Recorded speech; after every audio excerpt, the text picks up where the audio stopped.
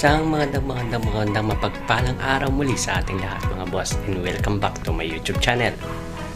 Sa episode na aking gagawin ngayon ay ipapasilip ko sa inyo boss yung ginagawa natin, sinisit up natin noon na sinabi ko sa inyo na ilalandscaping ko na aquarium.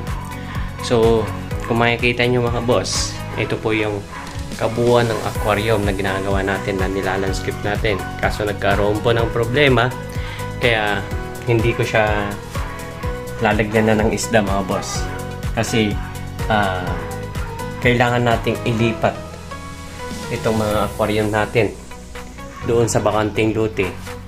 So kung makikita nyo mga boss, ito yung nilandscape natin mga boss. So nilagyan na natin ng mga halaman at mga bato, coral.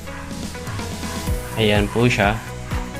Ngunit hindi na natin itutuloy kasi meron tayong plano na ililipat natin siya. So ayan. So pupuntahan lang natin yung kabila, yung mga 2.5 gallons natin saka 5 gallons natin, at ipapasilip ko sa inyo kung ano yung gagawin natin doon. So ito mga boss, kung nakikita nyo, binawasan na natin ng tubig kasi isasakay natin siya sa multi-cab. Ayan, itatransfer natin lahat ng mga to doon sa bakanting lote.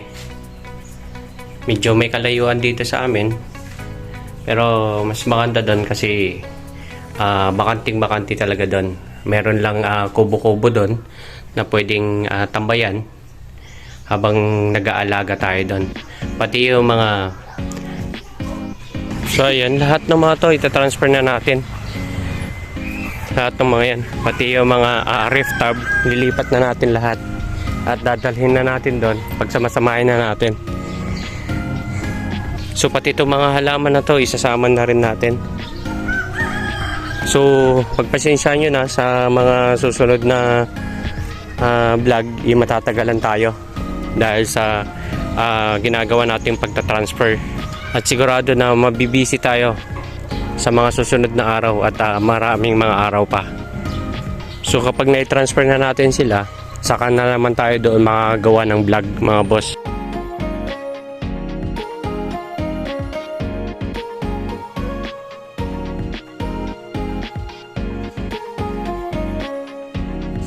So ayan po, kung nakikita nyo, wala na po yung mga tubig, konti na lang yung naginag.